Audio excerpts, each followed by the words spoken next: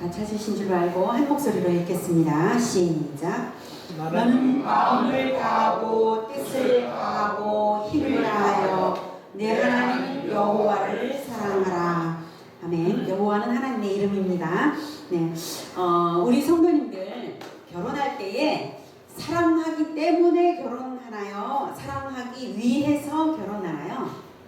한 가지만 대답하라면 사랑하기 위해서 결혼하는 것이 맞습니다. 왜냐하면 뜻을 세워야, 결단해야, 계속 사랑하기로 결단해야 결혼까지 가는 것이지, 결단이 없으면 결혼까지는 못 가죠. 결혼은 일종의 언약 관계라서 그렇습니다. 변함없이 더욱 사랑하기로 해서 결혼하는 것처럼 하나님과 우리의 관계도 언약 관계인데요. 하나님의 사랑에 처음에는 감동이 되어서 예수님을 영접하기는 했어요. 그런데 곧바로 하나님에 대한 사랑이 막 샘솟아나지는 않죠. 예, 이것도 결단이 있어야 된다는 것을 알 수가 있습니다. 그런데 오늘 하나님의 말씀은 마음을 다하여 하나님을 사랑하라 이렇게 명령하십니다. 마음을 다하기가 쉽지 않아요. 사랑이 막 솟아나지를 잘 않거든요. 왜 그럴까요? 우리가 원죄가 있기 때문입니다. 우리 마음이 파괴된 채로 태어나서 하나님에 대한 사랑이 마구 솟아나지를 않는 것이죠. 그래서 저는 여러분에게 하나님을 사랑하자라고 하기로 결단하기로 뜻을 세우시기를 권해드립니다. 우리가 원죄가 있다는 걸 우리가 느끼지는 못해요. 원죄 자체가 파괴된 채로 태어난 것이어서. 그러면 우리가 뭘 생각하면 알 수 있냐면 하나님이 나 대신 죽으셨다고 했는데 눈물이 안 나는 이유, 하나님이 나에게 주신 것이 이 모든 세상의 모든 천지 만물과 내가 살아가는 모든 것과 이 사회와 이웃과 내 가족과 모든 것을 다 주신 건데, 모든 것을 하나님께서 주장하시고 인도해 가시는 건데 그걸 생각지 못하고 감사하지 못하는 이유, 이런 것들이 다 원죄로서 우리가 파괴되어 있기 때문에 깨닫지 못하고 있는 것입니다. 그래서 우리가 하나님의 형상이 온전히 회복되지 않아서 그렇습니다. 근데 다행인 것은 우리가 예수님을 영접했고 회복이 되어가고 있는 것이죠. 우리가 계속해서 더 많이 회복되고자 할 때는 예수님의 보혈을 묵상하심으로써 회복이 됩니다. 예수님의 보혈이 우리의 죄의 치료약이고 하나님 형상의 회복제인 줄 여러분 아시기 바랍니다. 아멘. 그래서 우리는 온 마음을 다 기울여서 마음을 다해서 하나님을 사랑하라 이 말을 들었을 때 명령이니까 부담이 느껴지는 거예요. 온 마음을 다 기울이라고? 어떻게 그게 가능하지? 그리고 온 힘을 다해서 하나님을 사랑하라 라고 하니까 모든 능력을 하나님을 다해서 쓰라고? 어떻게 그게 가능하지? 이런 생각을 먼저 하게 되는데요. 오해가 있어서 그렇습니다. 첫 번째 오해는 하나님을 위해서 모든 힘을 다 기울여 버린다면 내 일상생활은 어떻게 하라고? 라는 오해입니다. 여러분, 이것은 하나님을 사랑하는 동기로서 모든 삶을 살아라 라고 하는 것입니다. 내 자녀를 사랑하는 것도 내가 노후에 부양받기 위해서 사랑하는 게 아니라, 또 두려움의 동기도 아니라, 오직 하나님을 사랑하기 때문에 내 자식을 사랑하고, 하나님을 사랑하기 때문에 내 가족을 사랑하고, 하나님을 사랑하기 때문에 내 직장의 동료들을 사랑하고, 하나님을 사랑하기 때문에 사업도 더 열심히 하고, 하나님을 사랑하기 때문에 모든 것을 더 열심히 그리고 올바르게 잘나는 것, 이것이 바로 하나님을 온 마음을 다해서 사랑하라, 온 힘을 다해서 사랑하라 라고 하는 것입니다. 여러분, 그러면 여러분 그러면 되겠구나 이해가 되시죠? 예, 하나님을 온 마음을 다해서 온 힘을 다해서 사랑하시기를 축복합니다. 예, 그렇게 하면 굉장히 행복해질 거라고 저는 믿습니다. 정치를 하는 사람은 애국심으로 먼저는 하나님을 사랑하는 동기로 애국하시기를, 그리고 어떤 직장에서 봉사적인 일이라면 하나님을 사랑하는 마음으로 온 힘을 다해서 봉사하시고, 그리고 설령 만약 직장이 없는 사람이라고 할지라도 나는 할 일이 없어, 이게 절대로 아니죠. 사람들은 인간관계가 있고 이웃이 있고 어디선가는 봉사할 때가 있고 자원이 누구든지 다 있습니다. 자기가 가진 어떤 자원이든 있습니다. 그걸 가지고 하나님을 사랑하시면 됩니다. 하나님을 사랑하는 것은 교회에 와서만 하는 것이 절대로 아닙니다. 인생 전체를 하나님 사랑의 동기로 살아가라고 하는 것입니다. 두 번째 오해는요, 그것이 너무 어려운 일이니까 안 될 거면 처음부터 약속을 하지 말아야 돼. 이렇게 생각을 하시는 분이 있어요. 그러나 하나님께서 우리가 온 힘을 다해서 사랑하지 못할 거니까 나중에 책임지우기 위해서 너 왜 온 힘을 다해서 사랑하라고 했는데 왜 다 못했어? 이렇게 책임지우기 위해서 이 명령을 주시는 게 아니라 하나님은 우리가 얼마나 연약한지를 우리보다 더 잘 아시는 분이세요. 책임지우기 위해서 하는 게 아니라 우리가 그 정도 능력이 없습니다. 우리가 힘이 너무 약해서 작은 힘이지만 하나님께 드리겠습니다 라는 마음으로 가난한 심령으로 하나님을 의지하면서 겸손하게 온 힘을 다하라, 이런 뜻입니다. 그래서 우리가 간절한 마음으로 하나님을 의지하면서 더욱 사랑하라, 이런 뜻인 줄 여러분 아시기 바랍니다. 아멘. 그래서 우리가 내게 가난하니 하나님의 마음으로 불어넣어 주시면 내가 더욱 하나님의 마음으로 사랑하겠습니다, 이렇게 되는 것이죠. 그러면서 비로소 더욱 사랑하고 더욱 힘을 얻게 되는 것입니다. 그래서 저는 최선을 다하는 뜻을 세우라고 권해드리고 싶습니다. 최선을 다한다는 것은 자기가 가진 만큼 열심히 하는 것이니까요. 하나님은 완벽을 원하시는 것이 아닙니다. 완벽을 요구하시는 것이 아닙니다. 사람마다 다 능력을 다르게 하나님 주셨잖아요. 어떤 사람은 아주 작은 능력으로 태어나고 어떤 사람은 굉장히 많은 능력으로 태어납니다. 그래서 하나님은 많이 준 자에게 많이 찾겠다라고 하셨어요. 그럼 조금밖에 안 준 자에게는 당연히 조금밖에 안 찾으시죠. 그러면서 만족해 주시는 분이 바로 하나님이십니다. 그러니까 우리가 내가 가진 것으로서 최선을 다할 뜻을 세우시면 되는 것입니다. 다행히 우리가 힘이 없어도 계속 예수님의 형상, 하나님의 모습이 자꾸자꾸 회복이 됩니다. 이런 마음으로 하나님께 드려지면 왜? 보혈, 예수님의 피가 치료약이니까 예수님이 나를 대신해서 죽으셨어. 이것을 날마다 묵상하시기를 축복합니다. 아멘. 그래서 저는 십자가를 날마다 묵상하기 위해 뜻을 세웁니다. 그래서 뜻을 세웠더니 하나님을 사랑하는 마음도 더 많아지고요. 없었던 힘도 막 자꾸 생겨났어요. 제가 동아시아의 신학교에 강의를 할 만큼 힘이 없었던 사람이죠. 그만큼 능력이 있는 줄 몰랐는데 뜻을 세웠더니 그렇게 되었습니다. 제가 동아시아 신학교에 강의를 할 수 있게 해달라고 하는 것은 2016년도에 제가 기도를 했어요. 2016년도에 뭐라고 했냐면 제가 거기에 가서 신구약 파노라마와 복음전도법으로 강의를 하게 해주십시오 라고 기도를 할 때에 저 자신도 이거 너무 거창한 기도를 하는 거 아니야? 내가 감히 뭐라고 주제넘게 이런 생각을 제가 했어요. 하지만 이게 너무 하고 싶어서 하나님 그렇게 해주십시오 라고 기도를 했더니 바로 그 일이 지난달에 이루어졌습니다. 뜻을 세웠더니 하나님께서 인도해 주시고 이루어 주시고 힘도 더 주셨어요. 여러분도 뜻을 세우시기를 축복합니다. 아멘. 저는 금년 여름에 동아시아에 있는 신학생들이 와서 제주도에 와서 신학 공부를 하는 것을 발견하고 깜짝 놀랐습니다. 왜냐하면 2008년도에 기도를 하기를 이렇게 기도했죠. 제주도는 특별자치도여서 비자 없이 올 수 있는 도입니다. 그러니 여기에는 이슬람권이나 공산권이나 우리나라에 쉽게 올 수 없는 나라들이 쉽게 제주도에 올 수 있으니까 그 나라의 사람들이 우리나라에 와서 단기 신학 공부를 해서 갈 수 있도록 우리 한국교회가 그 나라들의 신학을 제공할 수 있도록 제주도와 저를 사용해 주십시오. 이렇게 기도를 했어요. 2008년도에 그 기도를 하면서 다른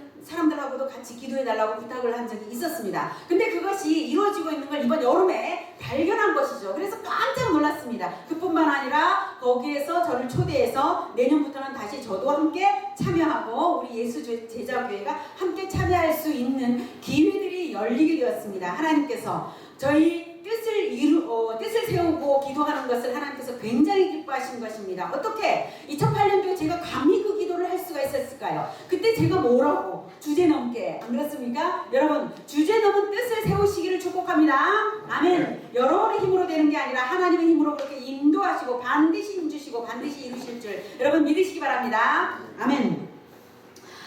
뜻을 세우는데 돈이 드는 것도 아니고요. 실패의 책임을 묻지도 않습니다. 뜻을 세우는 건 무슨 맹세를 하는 게 아니에요. 맹세를 할 때는 내가 있는 어떤 대단한 것을 걸어서 맹세하잖아요. 뜻을 세우는 것은 뭘 걸라는 게 아니라 하나님께 제가 이렇게 하고 싶습니다. 그리고 이걸 포기하지 않고 계속 바라보면서 가겠습니다. 이 뜻이에요. 그러니까 여러분 그렇게 하시는데 어려운 거 하나도 없으십니다.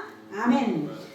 오늘 창세기 이야기를 들으시면 여러분은 하나님을 적극적으로 사랑하기 위해 뜻을 세우고 싶어지실 것입니다. 것입니다. 왜냐하면 하나님은 우리가 하나님을 사랑한 만큼 복으로 돌려주시는 분이시기 때문입니다. 돌려주시되 우리가 100만원어치를 하나님 사랑한다면 하나님은 100만원어치를 돌려주시는 게 아니라 어마어마한 크기로 돌려주시는 분이십니다. 하나님께서 아브라함에게 네 아들 이삭을 나에게 달라 라고 해서 이삭을 드렸더니 진짜로 이삭을 받으신 거 아니잖아요. 받는 신용만 하신 거죠. 그래놓고 하나님의 아들 예수 그리스도를 우리 인류 전체에게 주신 거예요. 이 정도 비율로 하나님은 어마어마하게 돌려주시는 분이에요. 그래서 여러분이 정말 하나님을 사랑하고 싶어지실 것입니다. 자, 좀 더 예를 들어볼까요? 여러분 만약에 1년 후에 주식 투자를 했을 때에 100배로 오를 주식이다 라고 보장된 어떤 주식이 있다고 한다면, 하나님이 보장해 주신 그런 주식이 있다고 한다면, 여러분 오늘 100원을 투자하실래요? 100만원을 투자하실래요? 100만원도 작겠죠? 있는 거 다 털어서 투자하고 빌려다가 투자할 거예요. 여러분 없는 힘까지 막 무리하게 투자할 것입니다. 그러지 않습니까? 1년 후에 어떻게 되겠습니까? 100원을 투자한 사람은 100배니까 만원이 되고, 100만원을 투자한 사람은 1년 후에 얼마가 되죠? 1억 원이 되죠. 100원과 만원의 차이는 9,900원밖에 아니지만 만원과 1억 원의 차이는 어떻습니까? 9,999만 원의 차이인 것이죠. 그러니까 지금 100원과 100만 원의 차이는 굉장히 커 보여도 나중에 보면 그거 아무것도 아닌데 그때 왜 내가 열심히 안 했지? 이런 생각이 드는 거거든요. 여러분 바로 그런 원리대로 하나님을 지금 뜻을 다해서 하나님을 뜻을 세워서 사랑한다면 하나님은 어마어마한 크기로 돌려주실 분이신 줄 여러분 믿으시기 바랍니다. 아멘. 투자해야 받을 게 있고 투자한 만큼 비율대로 확대되어 받는 것처럼 하나님은 진리대로 복을 돌려주십니다. 하나님은 우리의 마음과 뜻을 정확하게 측정해서 달아보시고 돌려주시는 분이십니다. 뭐라고 하셨냐면 갈라디아서 6장 7절에 스스로 속이지 말라. 하나님은 업신여김을 받지 아니하시나니 사람이 무엇으로 심든지 그대로 거두리라 라고 말씀을 하셨습니다. 스스로 속이지 말라라고 하는 것은 하나님 잘 모를 거야. 내가 많이 안 해도 복을 많이 주시지 않을까? 이것도 스스로 속이는 거고요. 하나님은 잘 모르실 거야. 내가 좀 죄 지어도 하나님 모르시니까 그냥 뭐 괜찮겠지? 이것도 스스로 속이는 거예요. 그러니까 자기를 속이지도 말고 하나님이 모를 거라고 생각하지 말라 라고 하는 거죠. 하나님은 무엇으로 심든지 그대로 거두도록 역사하시는 그런 분이신 줄 아시기 바랍니다. 하나님은 레이저 광선보다도 더 정확하게 꿰뚫어 보시고 측정하고 보상을 주십니다. 짧은 기간을 볼 때는 우리가 어떤 사람은 잘하던데 잘하는 것 같은데 별로 복을 못 받는 것 같아 이렇게 생각을 한 거는요, 우리가 아주 짧은 기간만 보았기 때문이에요. 하나님의 길이만큼 길게 볼 때는요, 하나님은 완전히 공평하신 줄 여러분 아시기 바랍니다. 오늘 창세기를 통해서 그 일부분을 볼 거예요. 사실 야곱이 그랬죠. 야곱이 아버지와 형을 속였더니 어떻게 됐습니까? 자기 외삼촌에게 속아서 결혼에 실패하고 20년 동안 종살이 했던 거, 그거 자기가 속이는 행동을 했기 때문에 속았던 것입니다. 그러니까 스스로 속이지 말고 무엇으로 심든지 그대로 거두리라는 말씀대로 된 것입니다. 행할 때는 작게 행해도 받을 때는 더 크게 받습니다. 좋은 것 행하면 좋은 것을 크게 받고 나쁜 것 행하면 나쁜 것을 크게 받습니다. 여러분 오늘 창세기에서 야곱의 12아들들이 어떻게 받게 되는지 되받았는지 보시겠습니다. 48장 3절부터 함께 읽겠습니다. 시작. 요셉에게 이르되 이전에 가나안 땅 루스에서 전능하신 하나님이 내게 나타나사 복을 주시며 내게 이르시되 내가 너로 생육하고 번성하게 하여 내게서 많은 백성이 나게 하고 내가 이 땅을 내 후손에게 주어 영원한 소유가 되게 하리라 하셨느니라. 내가 애굽에 와서 내게 이르기 전에 애굽에서 네가 낳은 두 아들 에브라임과 므낫세는 내 것이라. 르우벤처럼 시므온처럼 내 것이 될 것이요 이들 후에 내 소생은 내 것이 될 것이며 그들의 유산은 그들의 형의 이름으로 함께 받으리라. 아멘. 야곱이 지금 이 말을 하는 때는 야곱이 애굽에 들어올 때 130세였는데요. 이제 17년이 지났어요. 그래서 어느 날 야곱이 노환으로 아팠을 때입니다. 이제 147세가 되었고 자기가 이제 죽을 때가 다 되었다는 것을 느꼈고 그때 유언으로 요셉에게 말을 하는 장면입니다. 말을 하는 장면에서 자기 인생에서 가장 중요한 장면에 하나님께서 하신 말씀을 요셉에게 말해주고 있어요. 그것이 바로 이 빨간 색깔입니다. 다시 한번 읽어보실까요? 하나님의 말씀 시작. 내가 너로 생육하고 번성하게 하여 내게서 많은 백성이 나게 하고 내가 이 땅을 내 후손에게 주어 영원한 소유가 되게 하리라. 아멘. 이 말씀은 하나님이 야곱에게 아버지 야곱에게 하신 말씀이니까 여기서 내가는 하나님이죠. 너는 야곱이죠. 그리고 번성하게 하겠다라고 했고 이 땅을 내 후손에게 주겠다 했으니까 이 땅은 어디죠? 가나안 땅이죠. 야곱이 살았던 가나안 땅을 주겠다. 영원한 소유가 되게 하리라. 이렇게 약속을 하셨어. 라고 지금 아들 요셉에게 말을 하면서 이렇게 말을 하고 있는 것입니다. 그때 요셉이 하나님께 어떻게 했습니까? 일어나서 이 사닥다리 언약 받고 나서 이제 일어나서 자기가 누워서 자고 베고 자던 그 돌을 세워가지고 기름을 부으면서 기념했잖아요. 그러면서 하나님께 약속드렸죠. 뭐라고 했냐면 하나님의 집을 세우겠습니다. 이렇게 약속을 했거든요. 그 하나님의 집은 건축을 하겠다 이 뜻이 아니라 하나님의 집 공동체, 이스라엘 예배 공동체를 세우겠다 이런 뜻입니다. 그러니까 교회 공동체가 바로 하나님의 집입니다. 그래서 야곱은 지금 이제 자기 구성원이 많아지고 있고 다 언약을 믿는 공동체인 것입니다. 근데 그 말을 하면서 이제 요셉에게 이 말을 하면서 장자권을 너에게 주겠다라고 하는 뜻으로 이렇게 말을 합니다. 빨간 색깔 읽어보실까요? 시작. 네가 낳은 두 아들 에브라임과 므낫세는 내 것이라. 르우벤과 시몬처럼 내 것이 될 것이요. 아멘. 에브라임과 므낫세는 요셉의 아들이니까 야곱의 손자죠. 그리고 르우벤과 시몬은 야곱의 아들입니다. 그런데 이제 할아버지인 야곱이 이제 손자인 에브라임과 시몬을 학렬을 높여서 르우벤과 시몬처럼 그 삼촌들과 똑같은 학렬로 높여주겠다 이 뜻입니다. 무슨 말씀인지 아시겠습니까? 그러면 어떻게 되겠습니까? 이제 나중에 되돌아가서 가나안 땅에 갔을 때 가나안 전체 땅을 분배를 할 적에 요셉이 받을 것을 에브라임과 므낫세 두 몫을 받게 되는 것입니다. 요셉이 무슨 말씀인지 아시겠습니까? 그럼 장자권이 바로 요셉에게 가는 것이죠. 재산권적으로 장자권이 요셉에게 가는 것이죠. 장자권자는 다른 아들들보다 두 몫을 받으니까요. 이해되시죠? 그래서 실제로 나중에 470년 후에 가나안 정복을 할 때에 제비뽑기를 하는데 요셉이 아니라 에브라임 지파가 한 몫을 제비 뽑고 므낫세 지파가 한 몫을 제비 뽑고 다른 지파들도 다 한 몫씩 제비를 뽑습니다. 그래서 요셉 지파는 에브라임 지파, 므낫세 지파가 합쳐져서 두 몫을 받은 것이죠. 이해되시죠? 그래서 장자권을 너에게 주겠다라고 말을 하는 장면입니다. 중요한 것은요, 야곱의 인생이 굉장히 거룩하고 훌륭했다 이렇게 말할 수 없지만 야곱이 훌륭한 것은 지금 가나안을 확보한 것도 아님에도 불구하고 믿음으로 470년 후의 일을 이미 받은 듯이 상속하고 있다는 것이에요. 이것이 놀라운 것입니다. 그리고 이것이 아주 중요한 것입니다. 여러분, 나중에 예수님께서 오실 때에 우리가 동아시아를 얻은 것으로 여러분 믿으시고 후손들에게 그 뜻을 세우시고 여러분들이 확장해 나갈 그 영적인 영역권을 물려주시는 여러분 되시기를 축복합니다. 아멘. 자, 이렇게 해서 유다가 여러분 생각에 지난번에 유다 이야기를 들으신 분은 유다가 장자권을 상속받지 않았나요? 이렇게 생각하실 분이 있습니다. 네, 역사 속에서 유다 지파가 왕권을 가졌어요. 그래서 영적인 장자권은 유다 지파에 있습니다. 유다 지파에서 예수 그리스도가 태어났고 실제로 왕권이 쭉 이어졌거든요. 그러나 기업 상속에 있어서는 요셉이 받았고 역대기에서도 요셉에게 장자의 명분이 있다라고 하는 이런 기록도 있습니다.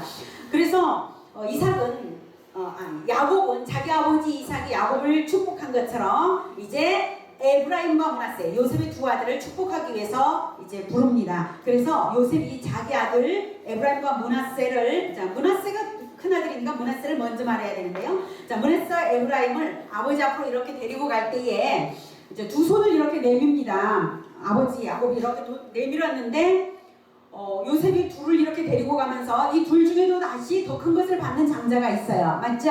그러면 큰아들이 장자권자니까 므낫세를 아버지의 오른손 쪽으로 데리고 갑니다. 그 당시에 오른손은 더 권세 있는 손이라고 그 당시 문화가 그랬어요. 그래서 아버지의 오른손에 므낫세를 데리고 이렇게 가까이 가는데 아버지 야곱이 어떻게 축복을 하느냐면 손을 엇바꾸었어요. 요렇게 해서 므낫세, 이쪽에 므낫세가 있는데 오른손을 에브라임 쪽으로, 왼손을 므낫세 쪽으로 이렇게 해서 축복을 하고자 하는 거예요. 그러니까 그러면 안 됩니다 라고 하면서 요셉이 얘가 장자인데요 아버지 이러면서 말렸어요. 자, 이렇게 말렸습니다. 다 같이 읽어보실까요? 18절부터 시작. 그의 아버지에게 이르되 아버지여 그림하옵소서. 이는 장자이니 오른손을 그의 머리에 얹으소서 하였으나 그의 아버지가 허락하지 아니하면 이르되 나도 한다 내 아들아 나도 한다. 그도 한 족속이 되며 그도 크게 되려니와 그의 아우가 그보다 큰 자가 되고 그의 자손이 여러 민족을 이루리라 하고 그날에 그들에게 축복하여 이르되 이스라엘이 너로 말미암아 축복하기를 하나님이 네게 에브라임 같고 므낫세 같게 하시리라 하며 에브라임을 므낫세보다 앞세웠더라. 아멘. 자, 그의 아우가 즉 므낫세의 아우 아브라함이 므낫세보다 더 큰 자가 된다라고 분명히 축복을 했어요. 그리고 에브라임을 므낫세보다 앞세웠습니다. 아버지는 일부러 둘째를 장자로 삼은 것입니다. 왜 그렇게 했는지는 인간적인 안목으로는 논리적으로 이해할 수 없는 일입니다. 납득이 되지 않아요. 자, 그러나 이것은요 논리적으로 납득해야 하는 일이 아니라 하나님이 주권적으로 뜻을 세워서 선택하시는 주권적 선택 사건인 줄 여러분 아시기 바랍니다. 아멘. 야곱도 인간사의 전통도 알지만 하나님이 그렇게 뜻을 세우셨다라는 뜻으로 나도 안다 아들아 나도 안다. 그렇지만 얘가 더 크게 될 거야. 왜? 하나님이 정하시는 거야. 이런 뜻으로 그렇게 말을 한 것입니다. 지금 야곱은 죽음에 임박하여서 주권자 하나님의 영에 사로잡혀서 미래를 보면서 유언이면서 예언인 축복을 하고 있는 것입니다. 하나님은 뜻을 세우시는 분이십니다. 우리가 뜻을 세워 하나님을 사랑해야 하는 이유 중 하나는 하나님의 뜻을 세워서 우리를 사랑하기로 결단하시고 아무것도 아닌 우리를 구원해 주셔야 될 책임이 하나님한테 있는 것도 아니고 우리를 구원해야 될 이유가 하나도 없는데도 우리를 선택해서 사랑하시기로 뜻을 세우고 구원하시는 분이시기 때문에 우리도 뜻을 세워 하나님을 사랑해 드리는 것이 맞다는 것입니다.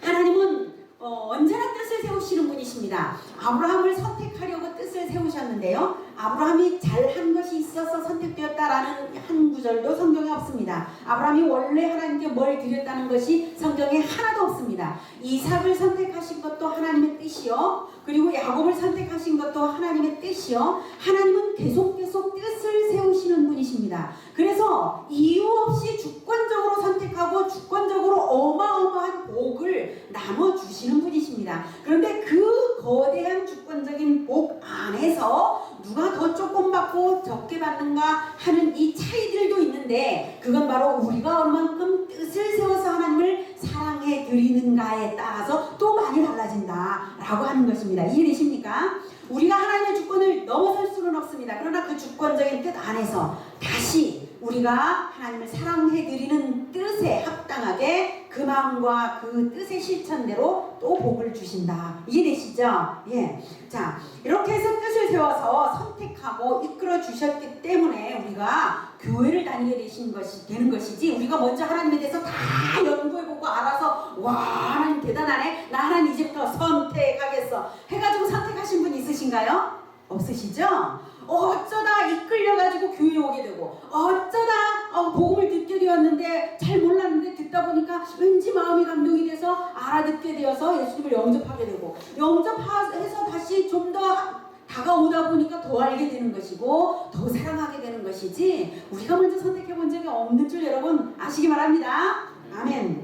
자, 하나님은 우리를 구원하기 위해서 많은 사전 작업을 하셨어요. 그 사전 작업이 처음부터 아브라함, 이삭, 야곱부터 시작해서 어마어마한 사전 작업을 하셨죠. 그리고 대한민국의 조선 땅에 오래전에 조선 땅에 복음을 주시고 복음을 주실 때에 많은 순교자들이 있었고 그런 사람들이 있었음에도 불구하고 계속 복음의 진행이 있게 하시고 많은 교회들이 세워지게 하시고 제주도에도 복음을 주시고 교회도 세워지게 하시고 우리를 불러주시고 여기까지 다 우리를 구원하시기 위한 하나님의 사전 작업이 어마어마하다는 것을 여러분 아시기 바랍니다. 아멘.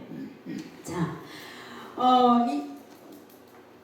그래서 우리에게 뜻을 세우라고 자유의지가 있습니다. 하나님에게 주권적인 자유의지가 있는 것처럼 우리에게도 하나님은 자유의지를 주셨습니다. 하나님이 자유의지를 우리한테 주셔서 내 마음대로야 내가 죄 짓든 말든 이렇게 하라고 자유의지 주신 게 아닙니다. 자유의지는 물론 굉장히 위험하죠. 죄를 지을 가능성이 있으니까 굉장히 위험함에도 불구하고 하나님이 자유의지를 주신 이유, 하나님은요 우리한테 사랑을 받는데 억지로 드리는 것을 받기를 원치 않으십니다. 하나님은 자유의지로 우리가 자발적으로 사랑해드리기를, 뜻을 세워서 사랑해드리기를 바라시기 때문에 우리에게 자유의지를 주신 것입니다. 죄를 지을 가능성이 자유의지 안에 있음에도 불구하고 하나님은 그렇게 과감하게 우리에게 자유의지를 주셨습니다. 뜻을 세워 사랑하라고 말입니다. 자, 자유의지의 좋은 점은 하나님을 자발적으로 사랑할 수 있다 이거고요. 그 다음 두 번째는 하나님과 언약을 맺을 수 있는 존재다라고 하는 것입니다. 자유의지가 없다면 우리는 하나님과 언약을 맺을 수 없습니다. 로봇가 어떻게 하나님과 언약을 맺겠습니까? 그렇죠?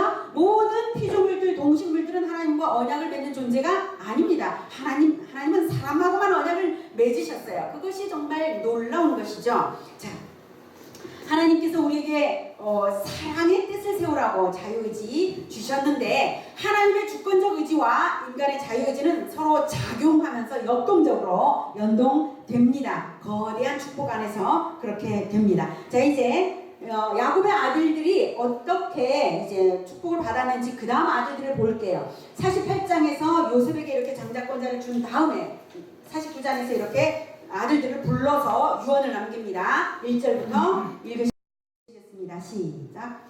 야곱이 그 아들들을 불러 이르되 너희는 모이라. 너희가 후일에 당할 일을 내가 너희에게 이르리라. 너희는 모여들어라. 야곱의 아들들아, 너희 아버지 이스라엘에게 들을지어다. 루벤아, 너는 내 장자여, 내 능력이여, 내 기력의 시작이라. 위풍이 월등하고 권능이 탁월하다마는 물의 끓음 같았은즉 너는 탁월하지 못하리니 내가 아버지의 침상에 올라 더럽혔음이로다. 그가 내 침상에 올랐었도다. 시몬과 레위는 형제요, 그들의 칼은 폭력의 도구로다. 네오나, 그들의 모의에 상관하지 말지어다. 내 영광아, 그들의 집회에 참여하지 말지어다. 그들의 분노대로 사람을 죽이고 그들의 혈기대로 소의 발목 힘줄을 끊었음이로다. 그 노여움이 혹독하니 저주를 받을 것이요 분기가 맹렬하니 저주를 받을 것이라. 내가 그들을 야곱 중에서 나누며 이스라엘 중에서 흩으리로다. 아멘. 여러분, 루벤, 시므온, 레위 차례차례 첫째, 둘째, 셋째 아들인데 아주 혹독한 것을 받고 있죠. 지금 축복하는 게 아니라 거의 저주를 하고 있어요. 실제로 저주를 받으리니 라고까지 말씀을 아버지가 하고 있는 것입니다. 그런데 먼저 알 것은 그럴지라도 이것이 축복인 이유는 그들이 구원 안에 있다는 것입니다. 왜냐하면 지금 12아들 전체에 대해서 예언을 하고 있고 유언을 남기고 있어요. 만약 루벤, 시므온, 레위가 버림받은 아들들이라면 저주 아래 있다면 400년 후에 출애굽해서 시내산에서 하나님과 이스라엘의 언약식을 맺는 장면이 있는데요. 그 장면에서 루벤 지파, 시므온 지파, 레위 지파가 없어야 정상인 것이죠. 그런데 그때 그 10계명 받는 언약식에서 12지파가 전체가 다 있었습니다. 그러니까 이 루벤, 시므온, 레위도 다 구원받은 하나님의 백성인 줄 여러분 아시기 바랍니다. 자, 그리고 또 여기에서 그들이 받고 있는 것이 지금 너무 혹독하다 이렇게 느껴지지만 사실은 그들이 심은 대로 거두고 있는 것입니다. 루벤, 시므온, 레위 셋 다 아주 중죄인입니다. 먼저 루벤은요, 아버지의 첫 빌하와 간통을 하지 않았습니까? 그 다음 시몬과 레위는 세겜이 자기 자기 여동생 디나를 강간했다는 이유로 세겜 족속 남자들 전체를 다 학살해버린 잔인한 보복 학살을 했습니다. 이 셋은 아주 천인공노할 짓을 저질렀는데 인과응보가 왜 없겠습니까? 그래서 아버지가 이렇게 아주 혹독하게 말을 하고 있는 것이고, 이들은 마땅한 것을 지금 받고 있는 것입니다. 야곱의 유언은 예언이고 실제로 다 그렇게 이루어집니다. 르우벤은요, 탁월한 탁월성과 장자권을 잃어버렸어요. 르우벤의 장자권은 영적으로는 그리고 정치적으로는 유다에게 갔고 재산권적으로는 요셉에게 각각 나누어져 버린 것입니다. 그리고 나중에 지파의 목도 작습니다. 그 다음 시몬 지파와 레위 지파는, 시몬과 레위가 형제라고 하는데 다른 사람들도 다 형제지만 특히 시몬과 레위는 항상 작당해가지고 뭔가 나쁜 짓을 저지르고 둘이 아주 세트로 다녔기 때문에 형제라고 말을 하는 것입니다. 그래서 시몬과 레위 지파는요, 470년 후에 이스라엘이 가나안을 땅을 나눌 때에 시몬 지파는 아주 적은 땅을 제비 뽑았어요. 그리고 유다 지파의 도움을 받으면서 유다 지파에 거의 소속된 그러한 지파가 되어서 지파의 정체성을 잃고 또 다른 지파에도 흩어져 살았습니다. 예언대로 되었고요.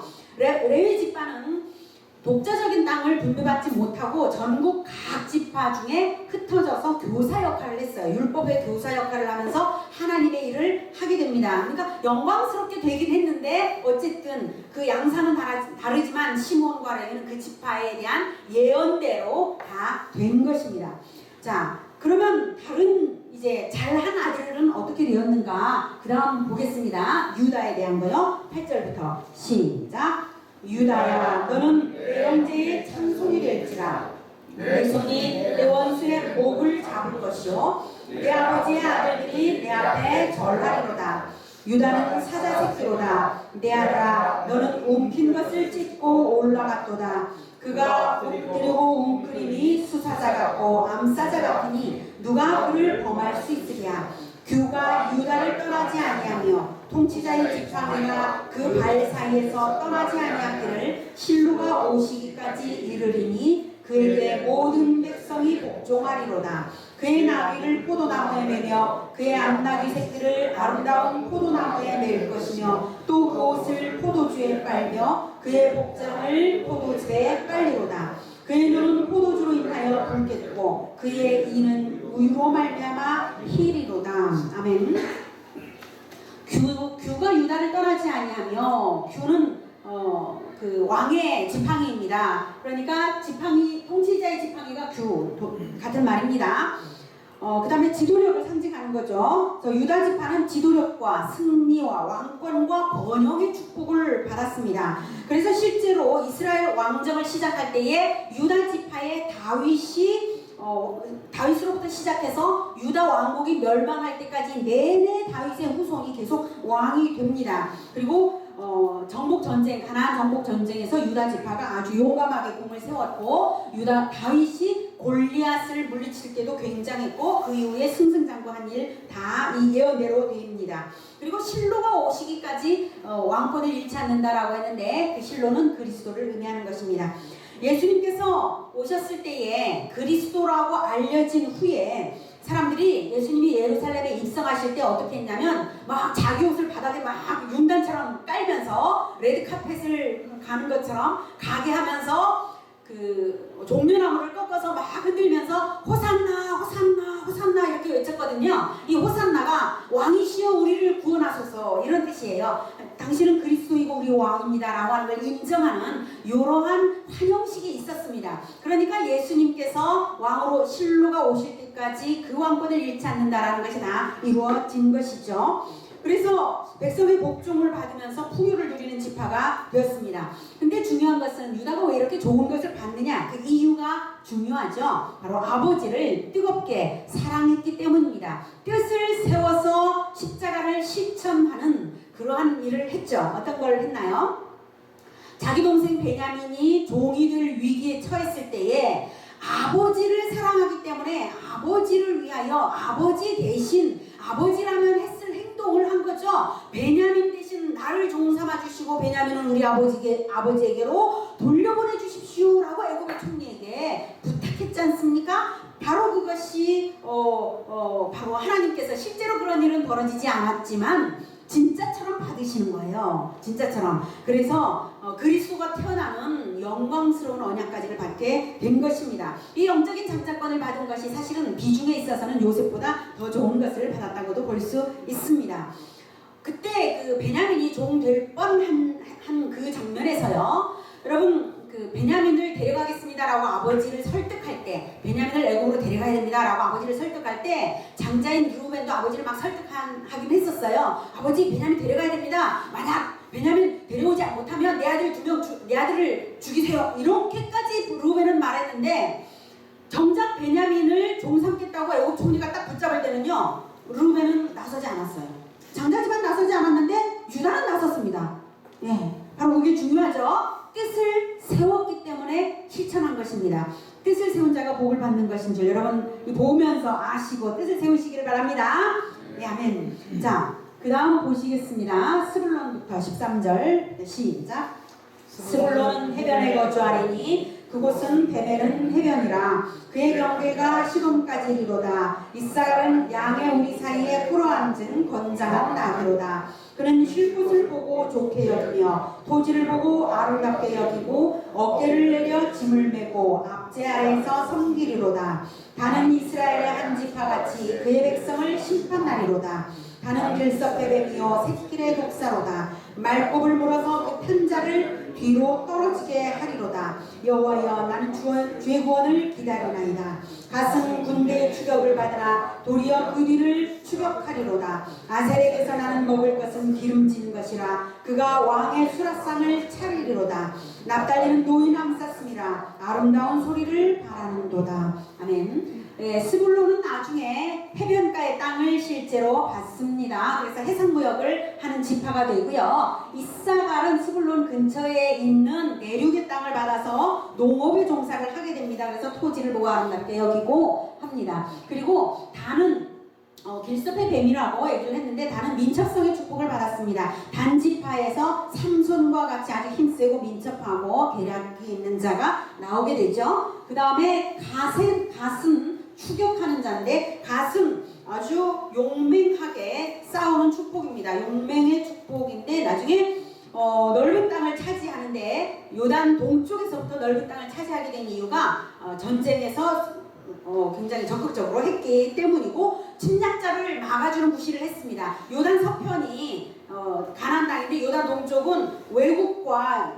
인접해 있거든요. 그래서 외국의 침략을 많이 받을 수 있는 위치에 있었는데 갓이 그것을 막아주는 역할을 갓 지파가 했습니다. 그 다음 아셀 지파는 옥토의 축복입니다. 그래서 왕의 수라상을 차리리로다 했는데요. 아셀 지파는 지중해 가에 아주 좋은 옥토를 받아서 정말 거기서는 좋은 산물들이 많이 났습니다. 그다음 납달리 지파는 평안의 축복인데요. 노인 암사슴, 그러니까 초지에 마음껏 뛰놀면서 놀고 있는 암사슴이라 이렇게 표현을 한 것이죠. 그래서 풍요로운 풀밭에서 이제 평안하게 지내는 이러한 이제 축복을 이제 받았습니다. 실제로 납달리 지파는 가나안 땅의 젖줄기인 갈릴리 땅 주변에 비옥한 지역을 차지함으로써 전부 성취되었습니다. 이렇게 모든 지파들에 대한 예언이 전부 다 성취되었는데요. 이제 요셉 지파가 아주 중요하죠. 자, 요셉은 얼마나 좋은 걸 받을까요? 22절부터 시작. 요셉은 무성한 가지 곧 샘곁에 무성한 가지라 그 가지가 담을 넘었도다. 활 쏘는 자가 그를 학대하며 적개심을 가지고 그를 쏘았으나 요셉의 활은 돌이요 곧세며 그의 팔은 힘이 있으니 이는 야곱의 전능자 이스라엘의 반석인 목자의 손을 힘입으니라. 내 아버지의 하나님께로 말미암나니 그가 너를 도우실 것이요 전능자로 말미암나니 그가 내게 복을 주실 것이라. 위로 하늘의 복과 아래로 깊은 샘의 복과 젖먹이는 복과 태의 복이리로다. 내 아버지의 축복이 내 선조의 축복보다 나아서 영원한 산이 한없음같이 이 축복이 요셉의 머리로 돌아오며 그 형제 중 뛰어난 자의 정수리로 돌아오리로다. 아멘. 요셉의 두 아들을 먼저 장자권으로 선택을 했는데 여기에서는 통틀어서 요셉에게 축복을 주는 것입니다. 이것이 에브라임과 므낫세에게 그대로 다 이루어지는 것입니다. 요셉은 넘치는 결실의 축복을 받았습니다. 샘곁에 무성한 가지. 여러분 샘곁에니까 그 나무가 어떻겠습니까? 기후가 어떻든 간에 가뭄이 들거나 말거나 기온과 상관없이 그 나무는 언제나 열매를 맺을 수 있는 이러한 축복을 받은 것이죠. 그리고 이제 전능자의 도우심을 받았습니다. 언제나 공격을 받을지라도 언제나 이기는 축복. 이것은 바로 전능자의 손을 힘입기 때문이다. 어마어마한 걸 받은 거죠. 자, 그 다음에요. 요셉에 대해 가지고 비유적으로 여러 가지 말을 하는데 복, 축복 8번이라 얘기를 하고 있어요. 네. 어마어마한 복을 받은 것이죠. 여러분, 나중에 이 모든 것이 에브라임 지파와 므낫세 지파에 이루어지는데요. 우선 대적의 모략과 침략을 많이 받기도 하지만 오히려 모든 대적을 이겨내는 그러한 자가 되는데, 에브라임 지파의 대표적인 인물로는 여호수아가 있어서 가나안 정복 전쟁을 완전히 승리로 이끌어내었습니다. 그리고 자연적 혜택과 그리고 땅의 산물 이런 것들이 풍요로웠습니다. 므낫세 지파가 가장 넓은 땅을 요단 동쪽과 요단 서쪽에 아주 크게 받았습니다. 에브라임 지파는 나중에 왕국이 둘로 분열될 때에 북이스라엘 왕국의 처음을 시작하는 여로보암 왕이 바로 에브라임 지파이고, 에브라임 지파 중심으로 북이스라엘 왕국이 됩니다. 그래서 요셉의 후손들도 아주 뛰어날 것을 알 수가 있고 그렇습니다. 요셉이 왜 이렇게 좋은 것을 받고 있습니까? 유다가 바로 뜻을 세워서 아버지를 사랑했기 때문인 것처럼 요셉도 어땠습니까? 뜻을 세워서 하나님을 사랑했기 때문입니다. 여러분, 요셉이 어떻게 뜻을 세웠나요? 요셉은 증조 할아버지부터 내려오는 모든 언약들을 마음에 새겨서 묵상했습니다.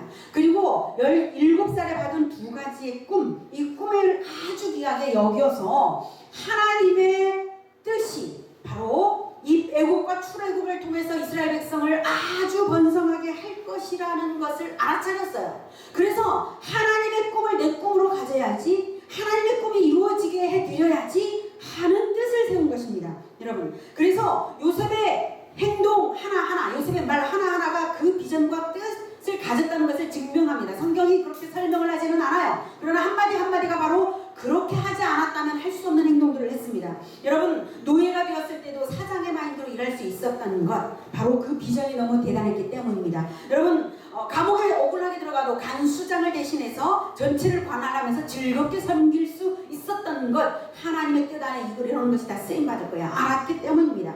여러분, 수십 년 후에 세월을 인내해서 이스라엘 전체를 데리고 올 거라는 것을 알았기 때문에 하나님과 손과 발을 맞추어 나가기로 뜻을 세웠기 때문에 낙심하지 않고 기쁘게 다 할 수 있었고, 왕 앞에서도 쫄지 않을 수 있었던 이유, 준비되었던 것처럼 왕의 꿈을 쫙 해몽했던 것, 그리고 바로 즉석에서 7년, 9년, 7년 흉년에 대응하는 행정적인 대책까지 쫙 제시할 수 있었던 모든 것은 감옥에 있는 2년 동안 하나님의 미래의 일을 계속 묵상했기 때문에 이것이 가능한 줄 여러분 아시기 바랍니다. 아멘. 뜻을 세우는 사람, 그것도요, 하나님의 비전이 내 비전입니다, 우리가 하나님의 꿈 꾸어드릴게요 라고 동일한 뜻을 세우는 것, 이것이 가장 위대한 뜻인 줄 여러분 아시기 바랍니다. 바로 그렇게 했기 때문입니다. 그래서 자기를 죽이려 했던 형들을 용서하는 것이 어려운 일이 아니었어요. 왜?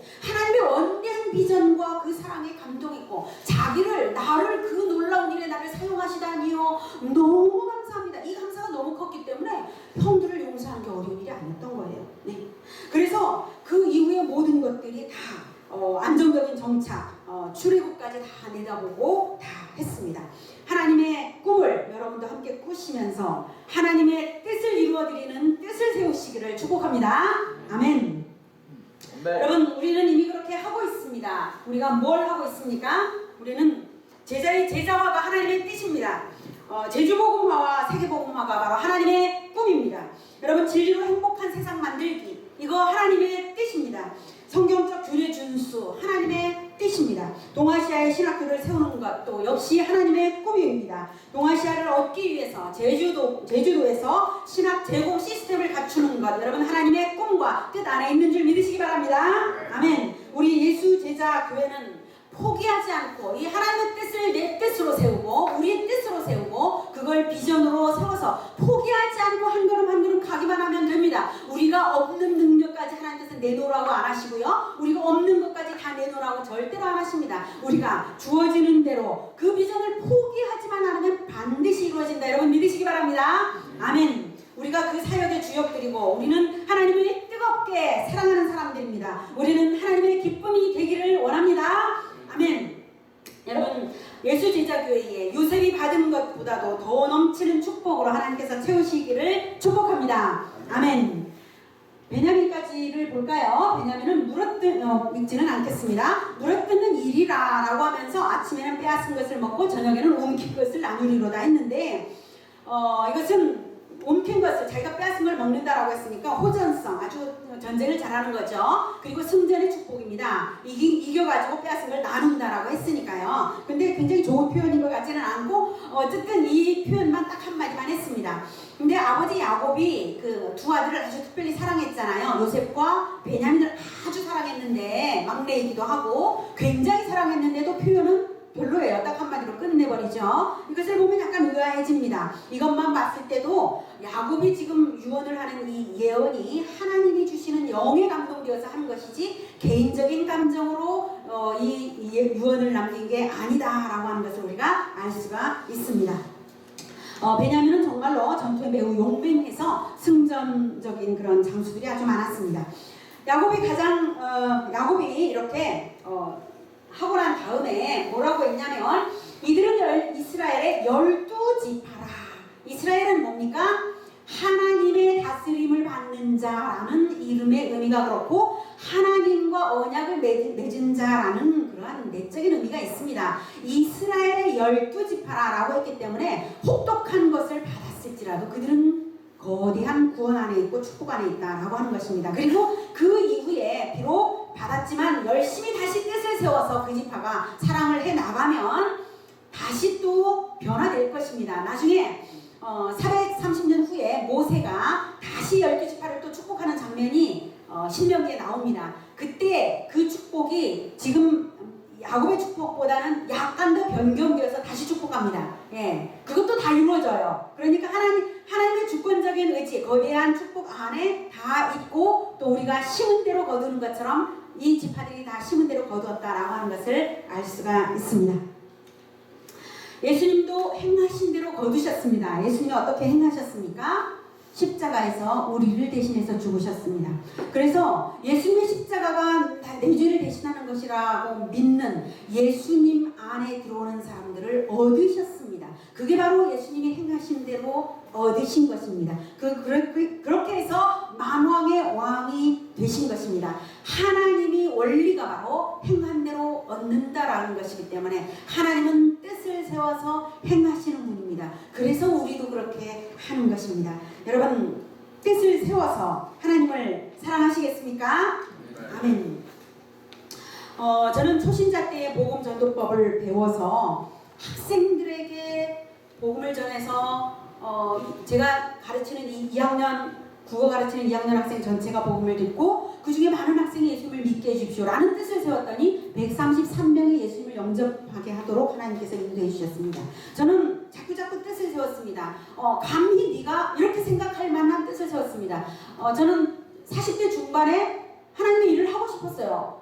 그때는 목사까지는 생각지 않았지만 어쨌든 하나님의 일을 하고 싶었어요. 그래서 남편에게 허락을 받았죠. 제가 50세부터는 하나님의 일을 하겠으니까 허락해 줄래요? 그래서 남편의 허락을 받으니까 정말 50세부터는요 평신도 사역을 하고 있더라고요. 신구역 파노라마 강사를 하고 있고 주일학교 어린이 설교를 하고 있고 본격적으로 사역을 하고 있었어요. 하나님은 뜻을 세우는 대로 그렇게 인도해 가시는 줄 여러분 아시기 바랍니다. 예, 뜻을 한 가지로만 세우지 마시고요 여러 가지로 세울 수 있습니다. 여러분이 눈에 보이는 어떠한 일들 거기에서 하나님의 뜻을 발견하는 뜻을 세우면서 하나님께 올려드리시기를 축복합니다. 예, 하나님께서 모든 하나님의 뜻에 합당한 대로 인도하시고 여러분에게 복 주실 줄 믿습니다. 하나님은 여러분이 이제 굳이 그렇게까지야 요렇게 생각을 하시거나 아니면 조금만 사랑하시거나 아니면 아주 많이 무리하게라도 뜻을 세우면서 올려드리거나 다 여러분 자유의지에 달렸습니다. 그러나 하나님께서는 그 자유의지를 통해서 우리에게 사랑받고 싶으셔서 자유의지를 주신 거예요. 얼마나 우리를 사랑하시기에, 우리의 사랑을 얼마나 받고 싶어 하시는지 모릅니다. 뜻을 세워서 하나님 사랑을 뜨겁게 실천하시기를 축복합니다. 아멘. 이제 기도할 시간입니다. 아직 예수님을 영접하지 않으신 분이면 복의 근원이신 예수님을 먼저 영접하시고 예수님 소속이 되십시오. 죄가 사해지고 하나님 나라에 소속될 것입니다. 이제 여러분은 기도하실 때에 머뭇거리면서 하나님께 올려드리지 못했던 지난 날을 회개하시고 이제 뜻을 세워서 하나님을 적극적으로 사랑하겠노라고, 하나님의 뜻을 내 뜻으로 삼겠노라고 결단하시고 강구하시는 그런 시간 되시겠습니다. 기도하시겠습니다.